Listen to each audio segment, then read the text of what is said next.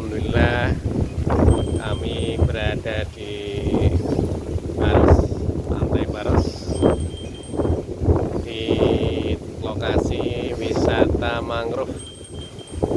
Insya Allah nanti kita akan berbincang-bincang dengan para pemuda yang peduli akan lingkungan terutama mangrove. Ini kita akan bersama dengan Bapak Agung, Kepala Seksi Rehabilitasi Hutan dan Lahan pada Balai Pengelolaan Daerah Aliran Sungai Serayu Opak Progo. Saksikan ya, sahabat Kebun Berkah, nanti perbincangan kita bersama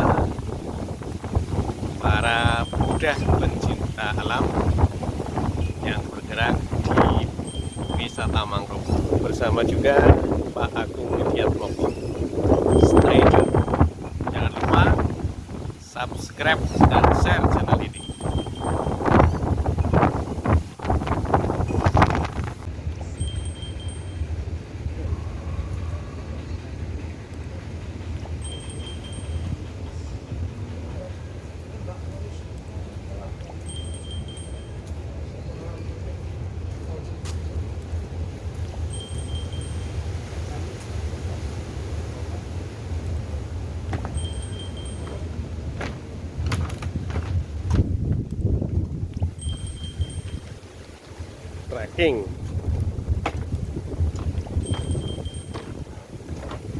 Trekking di zona mangrove. Ini Hispicus thalassius, waru pantai.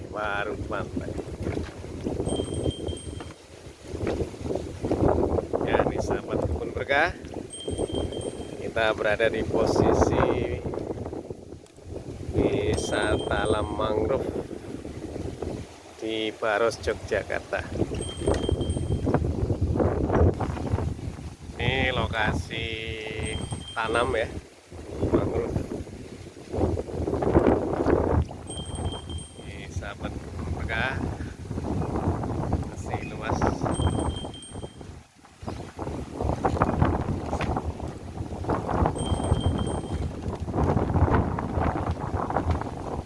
Anginnya luar biasa. Bismillahirrahmanirrahim. Assalamualaikum warahmatullahi wabarakatuh. Selamat sore, sugeng sonten, sahabat Kebun Berkah, dimanapun sahabat berkebun berkah berada. Jumpa lagi di desa apa nih? Desa Baros, Kecamatan Kretek, Kabupaten Bantul. Bantul masuk Jogja ya? Ya, Masuk Jogja. Tak kira masuk Jawa Tengah. Alhamdulillah sekarang saya diapit dua orang nih. Ada Mas Agung Widiatmoko, beliau adalah kasih rehabilitasi hutan, dan lahan BPDAS Serayu Opak Progo. Dan ini ada Mas Wawan dari KP2B, Keluarga Pemuda Pemudi Baros. Nah, nanti kita ngobrol terkait mangrove ya, terkait rehabilitasi hutan dan lahan terutama untuk tanaman mangrove. Nah, sebelum ke Mas Wawan, saya ingin ngobrol dengan Mas Agung Widiatmoko. Kira-kira untuk daerah Baros ini, ya Kabupaten Bantul ya, secara umum yang dikerjakan BPDAS Serayu Opak Progo itu apa, Mas? khususnya di pantai ya. Iya. Jadi daerah istimewa Yogyakarta ini untuk mangrove-nya kebetulan sangat sedikit, Mas. Iya. Secara peta mangrove tidak lebih dari existingnya tidak lebih dari 50 hektar. 50 hektar. Tidak lebih dari itu. Itu hanya berada di salah satunya di Bantul ini sama di Kulon Progo. Di Kulon Progo. Ya. Nah, kita dari BPDAS juga berperan ke situ juga. Misalnya saat COVID kemarin kita ada program peningkatan ekonomi nasional PEN mangrove, kita masuk di Baros juga. Sekitar berapa ya Mas ya? 11 hektar. 11 hektar. Iya. Ada ya Mas ya di sini. Ya. Iya, Jadi iya. kalau pesisir khususnya mangrove Nah. agak istimewa ini Mas. Kita tidak sama dengan yang pesisir utara. Iya. Karena tipe pantai kami yang di selatan ini kan pasir, Nah. tidak bisa tumbuh mangrove secara langsung. Oh, Makanya gitu. posisi mangrove-nya biasanya ada di muara-muara sungai, dan itu relatif sedikit juga. Oke. Dan kebetulan ini di Bantul ini ada pengelolanya, teman-teman dari KP2B. Oke. Selain PEN ada lagi Mas? Ada tahun 2020 nih Mas, 2020. KBR. Oh, kebun binatang Jadi lagi ya. khusus ini KBR kami, KBR Mangrove Mas, memproduksi 50 ribu 50.000 mangrove dan dilaksanakan dengan baik oleh teman-teman KP2. tahun 2022 ya Mas? 21 2021. 2021. Dan hebatnya tetap masih berlanjut ini Mas. Secara swadaya kelompok melakukan pembibitan mangrove. Oh iya ini di sana ada ini sih ya. Mungkin itu ya maksudnya. Iya. Nah itu masih ada di situ sahabat ya. Mungkin nanti kita ke sana lah ya. Terus ini Mas Wawan terkait keluarga pemuda-pemudi Baros. Ini sebenarnya apa sih? Atau hanya kumpul-kumpulan saja tanpa tujuan? Atau seperti apa? Diceritakan dulu nih KP2B Baros. Jadi KP2B ini dulu terbentuk tahun 80-an Pak. Tahun 80-an. Iya. Dahulu juga ya. Ya, dari apa? Mungkin dari bapak-bapak kita sudah mendirikan KP2B atau kita lebih cenderung ke keluarga, makanya namanya keluarga pemuda-pemudi Baros. Ya, itu. Kita sampai sekitar tahun 2000 itu sudah masuk di bidang konservasi. 2000 konservasi. Ya, tahun 2000. Jadi memang struktur organisasi di KP2B itu kan meliputi banyak, termasuk nanti ada bendahara, sekretaris, ada seksi-seksinya. Terus di tahun 2000 itu membuat seksi konservasi. 2000 tadi ya. Ya, jadi memang kita bergerak di konservasi air dulu. Konservasi air. Tapi nanti larangan menyetrum ikan, mengobat ikan, dan kita keras di situ tahun 2000. Nah, baru kita dikenalkan mangrove itu tahun 2003. 2003. Yang kenalkin siapa Pak? Itu dulu ada LSM masuk. Jadi dari LSM namanya LSM Relung. Relung. LSM Relung itu ada dari beberapa pihak, termasuk dari kelurahan, dari UGM. Nah, itu.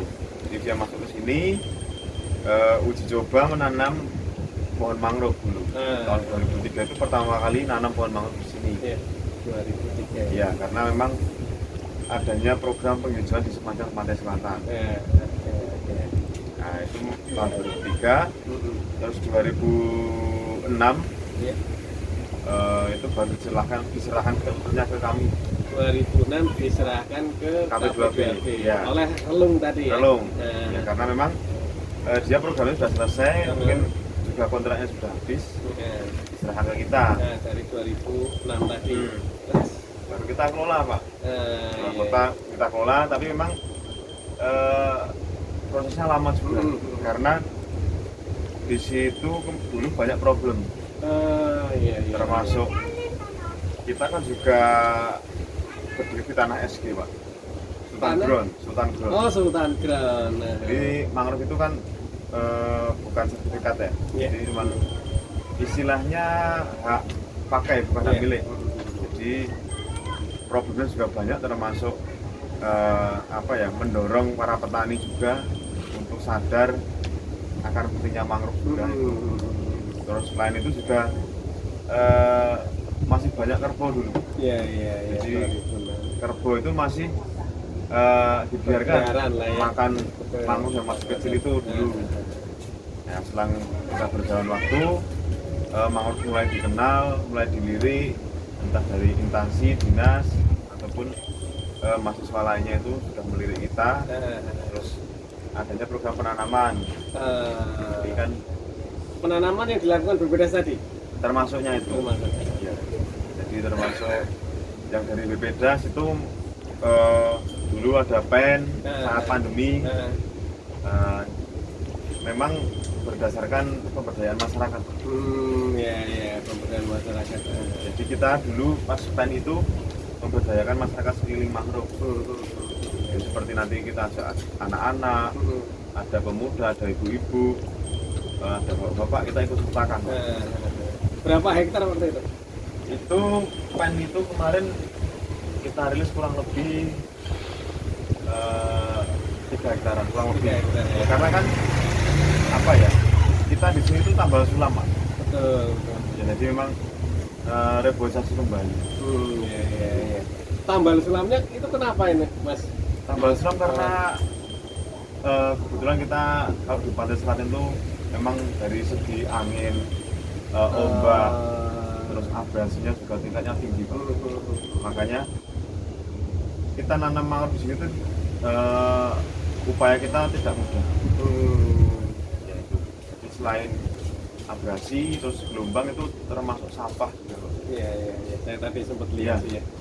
Kan pengalaman Mas Wawan selama ini kan 2003 ternyata ya, mulai konservasi sampai dengan hari ini ya, terutama konservasi mangrove lah. Ya, Dari pengalaman yang ya 20 tahunan lah ya, yaitu 20 tahunan itu kira-kira melihat kondisi pantai yang di sini nih, di Baros ini, tanaman mangrove apa yang cocok?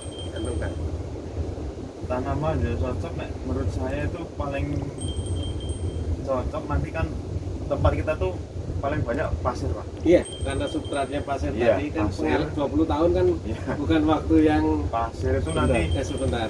kita cocoknya kemarin Sonerasia, Sonerasia, Avicennia. Avicennia, iya. Nah, memang dia substratnya substrat pasir ya. Jangan Rhizopora, Mas. Rhizopora masuk sebetulnya nanti di Tapi belakangnya. nggak terlalu Di karena kanal-kanalnya. substratnya. Iya. Memang ada substrat lumpurnya di sini. Ada. Ada ya. Iya. Kalau ada substrat lumpur ya lumayan lah, Iya. masuklah Rhizopora. Dan memang zonanya juga beda lah ya. Jadi nanti Pak Ketua kita ini Mas bisa bangga kan gitu ya. Pak Ketua. Pak Ketua kita ya.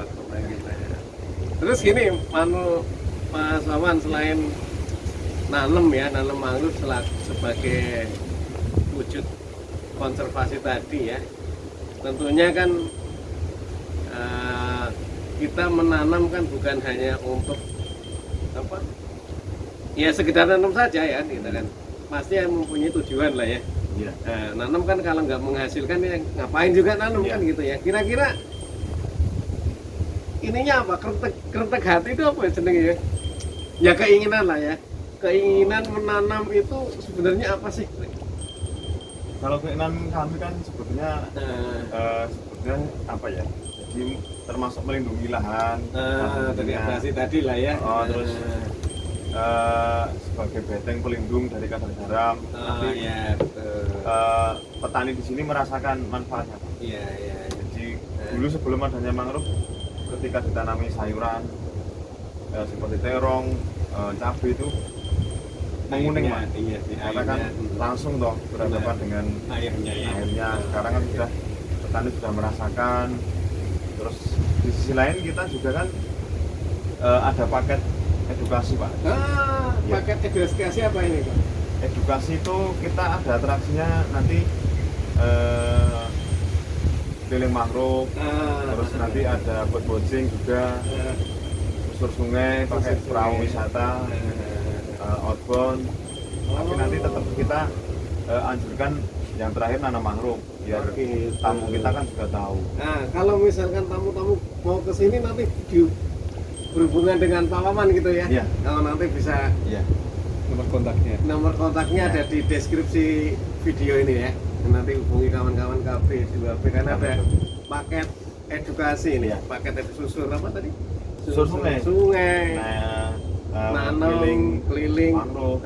keliling mangrove dan selain wisata ini tentunya ini kan edukasi tadi kan berhubungan dengan wisata ya, karena Iya. ada susur sungai, ada lihat bird-watching kayak ya, Iya. melihat burung. Iya. Itu ketika ada mangrove itu ininya gimana itu? Apa tambah bednya itu kan tadi kan burungnya tambah banyak atau seperti apa? Atau hanya kuntul, Pak? Kuntul itu blue. Jadi memang kalau mangrove itu sudah nanti lebat dan menjadi hutan itu nanti banyak, Pak. Termasuk dari burungnya itu sudah banyak, salah satunya kuntul yang memang paling banyak kuntul. Ya. Biasa itu. Nanti kemarin tuh sempat di teliti itu ada 48 spesies. Ada 48 spesies. Ya. Termasuk nanti ada jala, ada kutilang, ada trotoan, nah itu. Oh iya. Mudah-mudahan tuh Ya. aneka-ragaman kita tetap terjaga ya. Tadi ada. Saya tadi sempat membaca di papan sana itu ada Pok Darwis ya. Berarti Pok Darwis kan kelompok sadar wisata ya, kan gitu ya. Pok Maswas itu. Hah? Pok Maswas. Apa itu Pok Mas? Kelompok pengawas, kelompok masyarakat pengawas. Oh itu apa maksudnya? Jadi memang itu binaan dari DKP. Oh DKP. Ya, jadi ada kelompok masyarakat pengawas itu nanti tugasnya untuk mengawasi di seputaran mangrove. Nah, misal ada yang menanam mangrove. termasuk menanam mangrove, termasuk nanti jika ada yang berburu, ada yang nanti semisal menangkap biawak, nah, itu kita selalu himbau itu, Pak. Oke. Ini kita kembali ke Pak Mas Agung Widiatmo nih kira-kira. Nah, kita sudah ngobrol dengan Mas Wawan ini. Kira-kira dengan potensi mangrove yang seperti ceritakan Mas Wawan ini, kurang lebih ada berapa hektar, Mas? Kalau lokasi tanam sama yang baru itu 11-an. 11 hektar Tapi ya. yang sudah jadi hutan rimbunan itu 4 hektaran. 4 hektaran, berarti tinggal 7 ya. Kira-kira apa yang di benak Pak Agung ini? Akan ada 11 yang sudah jadi hutan mangrove maksud saya, 4 ya.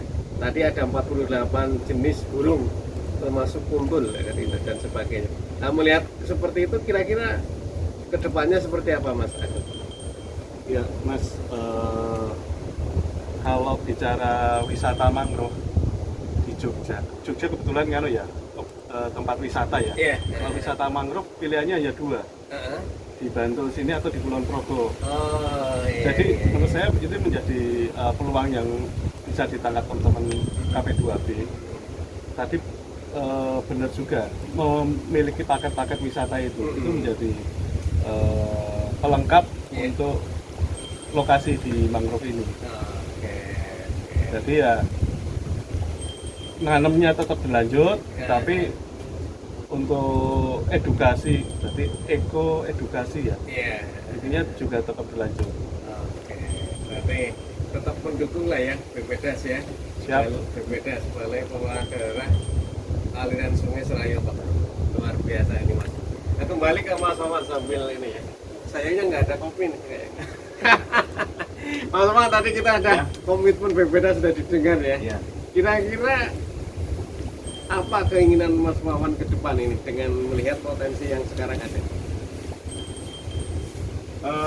Saya dan teman-teman tentunya potensi itu memang selalu kita gali di sini, Pak. Iya. Jadi memanfaatkan apa yang ada di sini, potensi apa yang ada dan mungkin itu prospek nanti kita kembangkan. Gitu, Pak. Jadi memang dengan tema kita kan juga minat wisata minat khusus.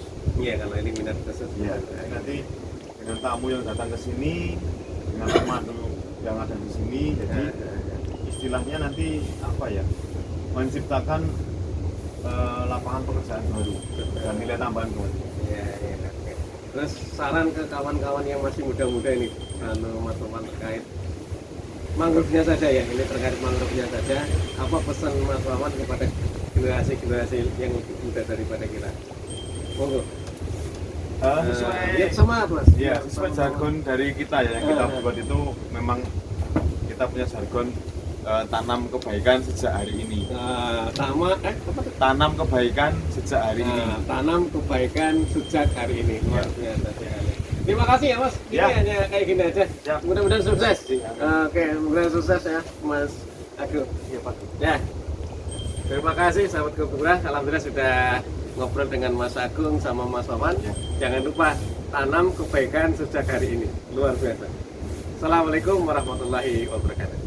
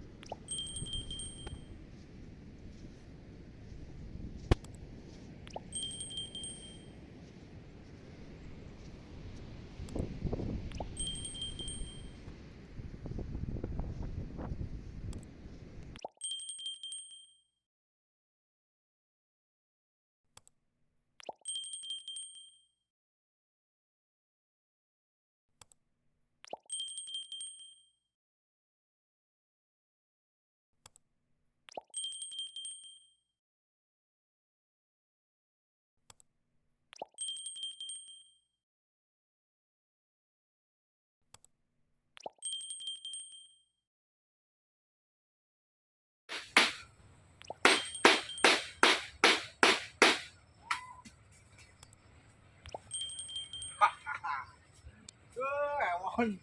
Hewan.